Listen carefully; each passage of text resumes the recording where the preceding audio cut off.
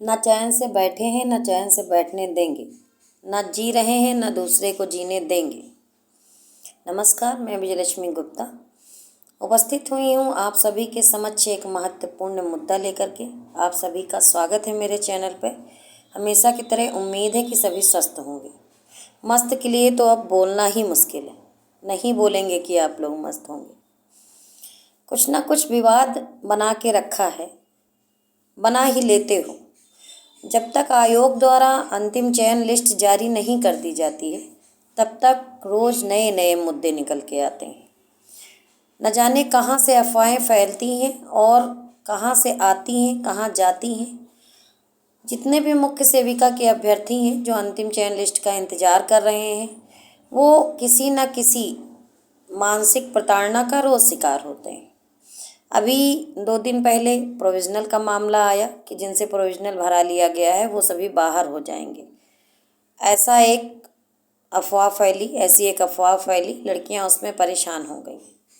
कुछ संघर्षरत बहनें जो सामने से इस भर्ती में खुल के सामने आई हैं, संघर्ष करने के लिए भी और जानकारी भी उपलब्ध कराने के लिए। कभी कभी उनकी बातें उनको बहुत अच्छी लगती हैं तो बहुत खुश हो जाती हैं, कभी कभी उन्हीं की बातों पर नाराज़ हो कर के उनको ही 10 बातें सुना जाती हैं।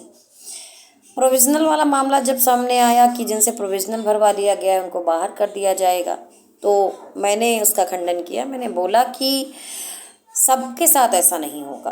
प्रोविज़नल का मतलब होता है मामला संशय में है या चीज़ें क्लियर नहीं है, दुविधा में है मामला, हो भी सकता है नहीं भी हो सकता है। लेकिन कुछ लोग आकर के ये बोल दिए कि जिनसे प्रोविज़नल भरवाया गया है तो आप समझ जाइए। अब समझ जाने के संदर्भ में लड़कियां कुछ ज़्यादा समझ जाती हैं। उनको लग गया कि बस प्रोविज़नल हमने भर दिया, हम तो भर्ती सब बाहर हो गए। लगी दौड़ने, एक दौड़ लगा दी कि आसमान गिर रहा है, सब उधर दौड़ रहे हैं, हम भी पीछे पीछे दौड़ रहे हैं। पता किसी ने नहीं किया कि आसमान गिर रहा है या पेड़ से कोई फल गिर गया है। यही वाली कंडीशन मुख्य सेविका भर्ती में भी है। प्रोविज़नल सबका भरवाया गया नहीं है, कुछ ही लोगों का प्रोविज़नल भरवाया गया है और उसमें ज़रूरी नहीं है कि सभी बाहर हैं। प्रोविज़नल अहर्ता को लेकर के भी भरवाया गया है, प्रोविज़नल अन्य कारणों से भी भरवाया गया है। कुछ एक लोग बाहर भी होंगे, ज़्यादा लोग अंदर भी होंगे, ठीक है। इस बात का खंडन किया गया। उसके बाद अब एक बात आ गई है समकक्षता को लेके। सारा मैटर एलिजिबिलिटी को लेकर ही है इस समय फील्ड पर। जो भी लोग हैं आपस में एलिजिबिलिटी को लेकर के लड़ते रहते हैं। नोटिफिकेशन पढ़ने की बात बार बार कही जाती है। कोई बात उदाहरण के तौर पर बता दी गई कि नोटिफिकेशन में अहर्ता को लेकर के लिखा गया है कि जो 4 विषय संबंधित 4 विषय एक विषय के रूप में पढ़े गए हों और कला वर्ग से स्नातक हो, तो इस बात को कोई समझना नहीं चाहता है। कहीं पर भी अंतिम वर्ष का उल्लेख नहीं है। वन रक्षक के नोटिफिकेशन में अंतिम वर्ष में वो विषय होना चाहिए, ये अनिवार्य रूप से शर्त दी गई थी। इसमें ऐसा कुछ है नहीं। समकक्षता शब्द भी लिखा हुआ है। समकक्षता शब्द अपने आप में एक व्यापक शब्द है, काफ़ी सारे राज इसमें छुपे हुए हैं। इसके पहले मैंने भी एक वीडियो बना करके इसके बारे में बात की है कि अगर किसी भी नोटिफिकेशन में समकक्षता शब्द का प्रयोग किया गया है तो अहर्ता को लेकर के जो भी क्लियरिटी होगी वो संबंधित आयोग ही देगा।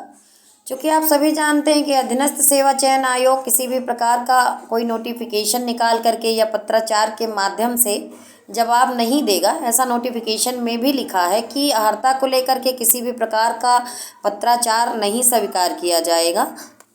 इसलिए सभी बहनों को रिजल्ट का ही इंतज़ार करना पड़ेगा।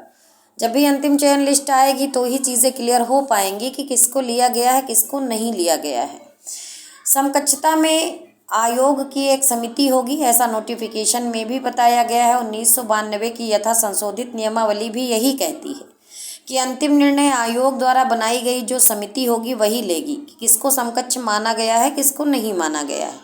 आप जब डीबी करवाने गए तो आपसे एक डीबी प्रपत्र भरवाया गया, उसमें भी आप सबसे लास्ट में देखिए कि वहाँ भी एक कॉलम था जहाँ पर समिति की संतुति होनी बाकी थी। तो आप डीबी करवाए, अपना प्रपत्र वहाँ पर जमा कराए हैं और जब भी वो लोग रिजल्ट बनाएंगे तो आपकी जो पात्रता है उसको देखेंगे। समिति द्वारा आकलन किया जाएगा कि क्या आप वाकई में पात्र हैं और समकक्षता शब्द के जो समकक्षता शब्द का जो मतलब है वो क्या आपकी डिग्री पूरा करती है? अगर ऐसा होगा तो आपको ज़रूर शामिल किया जाएगा। इस बीच में ये भी बात आई है कि अब उत्तर प्रदेश के अंदर विभिन्न प्रकार की जो भर्तियां आएंगी उनके नोटिफिकेशन में समकक्षता शब्द का प्रयोग नहीं किया जाएगा और अर्हता को स्पष्ट पहले से कर दिया जाएगा। परंतु जो नोटिफिकेशन पहले से आए हुए हैं अगर उसमें समकक्षता शब्द लिखा है तो उन पर नए नियमों का कोई प्रभाव नहीं पड़ेगा, वो यथावत बने रहेंगे। मुख्य सेविका भर्ती में समकक्षता शब्द का प्रयोग हुआ है और कुछ लोग आकर के तुरंत उन लोगों से लड़ना झगड़ना शुरू कर देते हैं जो सामने से आकर के बात को रखना चाहते हैं, चर्चा पर चर्चा में शामिल होना चाहते हैं। अगर वो अपनी बात रखते हैं तो आप लोग उन्हीं से लड़ने लगते हैं। ऐसा लगता है जैसे वही अर्हता को डिसाइड कर रहे हैं। मेरे द्वारा जो वीडियो बनाया गया उसमें आपसे सिर्फ यही कहा गया कि अर्हता को लेकर के आप थोड़ा इंतजार करें। अर्हता से संबंधित जो भी अधिकार हैं वो आयोग के पास हैं, कोई तीसरा व्यक्ति उसमें कुछ नहीं कर सकता है।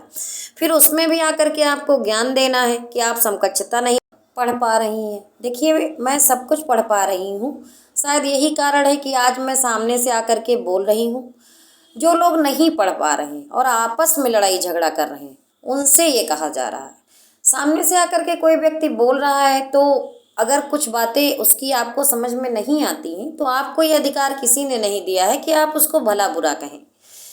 आप उसको ना देखें, आप उसको ना सुने, ये भी तो विकल्प हो सकता है। लेकिन नहीं, आपको लगता है कि यही व्यक्ति अर्हता डिसाइड करेगा, जबकि बार बार कहा जाता है कि अधीनस्थ सेवा चयन आयोग के द्वारा ही मामले का निस्तारण होगा।